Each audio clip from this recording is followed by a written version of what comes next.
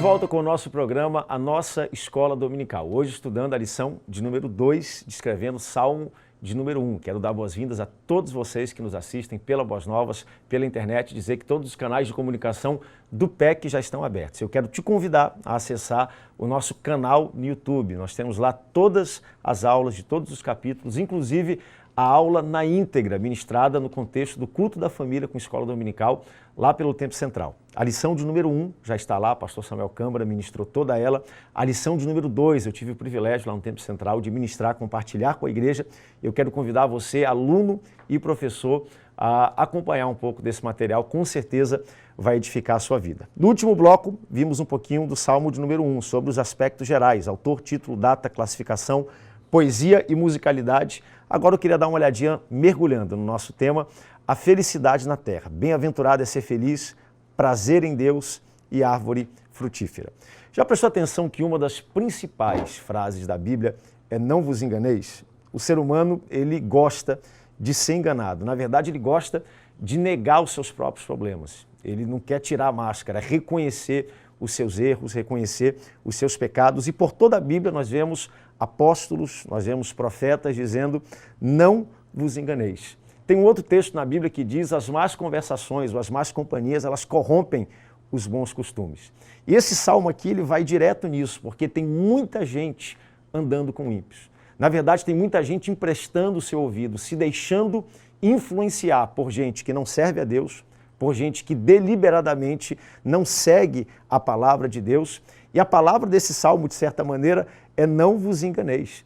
Já prestou atenção como uma laranja podre colocada dentro de um saco, ela estraga todo aquele saco? Tem uma parábola na Bíblia que fala do fermento mesmo sendo pequeno, insignificante em relação ao tamanho da massa, ele leveda, ele influencia toda a massa. E novamente, esse salmo aqui, ele mostra uma evolução. Eu acho bonito de ver como o salmista colocou, porque ele apresenta a evolução, primeiro, de quem anda segundo o caminho e o conselho do Senhor, e segundo, a evolução, o caminho e o futuro de quem não anda segundo os caminhos do Senhor. Na verdade, aqui o Salmo descreve como o caminho dos ímpios. Versículo 1, bem-aventurado o homem que não anda segundo o caminho dos ímpios, e não se detém no caminho dos pecadores, e nem se assenta na rota dos escarnecedores. Antes, seu prazer está na lei do Senhor, e nessa lei medita de dia e de noite.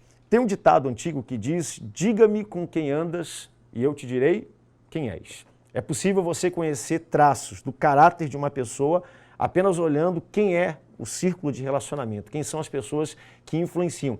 E o ser humano, ele é altamente influenciável. Ah, pastor, mas eu não me deixo influenciar. Isso é conversa. O nosso meio, ele sempre vai ditar um pouco do nosso comportamento e da nossa vida, e isso faz parte da história da humanidade.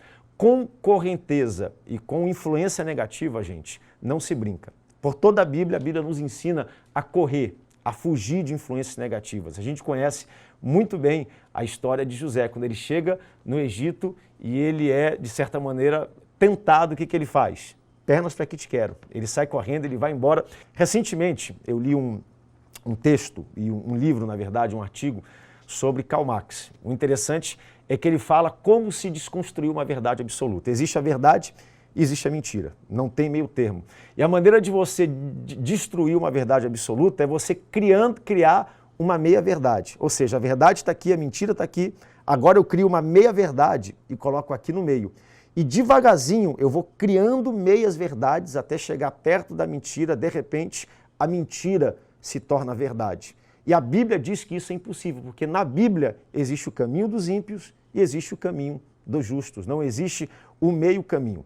Esse texto aqui fala da evolução de quem anda no caminho dos ímpios. Primeiro, ele está andando e ele para. Depois ele se detém. Depois ele se assenta no caminho dos ímpios. Note que esse caminho ele vai chegando e a influência vai ficando mais forte. Ele está passando, ele para. Depois ele está passando, ele chega mais perto. Agora ele para, ele se assenta no caminho do ímpio, no caminho dos escarnecedores. E a Bíblia aqui, ela está falando um pouquinho sobre esses dois caminhos. O ponto 2 fala felicidade na terra e começa no versículo 1 dizendo bem-aventurado o homem que não anda no conselho dos ímpios. O que é ser bem-aventurado? E o ponto de número 1 já responde. Bem-aventurado é ser feliz. A Bíblia está dizendo, feliz o homem que não se deixa influenciar pelo caminho dos ímpios. Feliz o homem que não para isso. Todos nós almejamos a felicidade. Todo mundo quer ser feliz. Nós casamos o quê? Para ser feliz. O ser humano ele procura um emprego para quê? Ele não quer apenas que esse emprego seja uma chave, uma porta de provisão, mas ele almeja que nessa profissão ele encontre a felicidade. E aqui, claro, a Bíblia está dizendo, de acordo com os preceitos de Deus, quem é feliz e quem não é feliz. Se eu perguntar na rua o que é a felicidade ou quem é feliz, o homem vai responder. A gente vai ouvir a resposta do homem. Tem gente que vai dizer, ser feliz é ter dinheiro. Ah, ser feliz é ser realizado profissionalmente. Ah, ser feliz é poder cumprir todos os seus sonhos, os seus propósitos. Essa é a voz do homem. Mas o que Deus diz em relação a quem é feliz, a verdadeira felicidade? Aqui no versículo 1 ele diz, bem-aventurado o homem que não anda segundo o conselho dos ímpios. Aqui Deus expressa o que para ele é a chave, a porta, é o caminho da felicidade. Ele começa apresentando no versículo 1, o ponto de vista, eu poderia dizer, negativo, dizendo o que do ponto de vista de Deus não é a felicidade, ou seja, o homem que não anda no caminho dos ímpios, nem se detém no caminho dos pecadores, nem se assenta na rota dos escarnecedores. E no versículo 2, ele agora fala o que é a felicidade do ponto de vista de Deus. Antes o seu prazer está na lei do Senhor, e na lei do Senhor esse homem, ele medita de dia e de noite. Então aqui ele mostra para a gente, aqui na felicidade na terra, o que é a felicidade do ponto de vista de Deus e o que é a felicidade do ponto de vista do homem, e do ponto de vista de Deus. E ele mostra qual é o futuro disso, no versículo 3. Esse homem que não para, não se assenta na rota dos escarnecedores, mas esse homem que no versículo 2 medita na lei do Senhor de dia e de noite, versículo 3 aqui a Bíblia revela o futuro dele. Ele será como a árvore plantada junto à corrente de águas, que no devido tempo dá o seu fruto e cuja folhagem não murcha.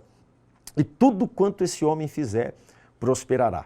Que eu e você sejamos achados dentre esses que não param, que não ponderam no caminho dos ímpios, mas antes meditam na lei do Senhor de dia e de noite, e em fazendo isso que sejamos como árvores frutíferas plantadas junto ao ribeiro, as correntes de muitas águas, e tudo que fizermos venha a prosperar. Nós vamos sair para um breve intervalo, daqui a pouco voltamos para o ponto de número 3 do primeiro Salmo. Acompanhe.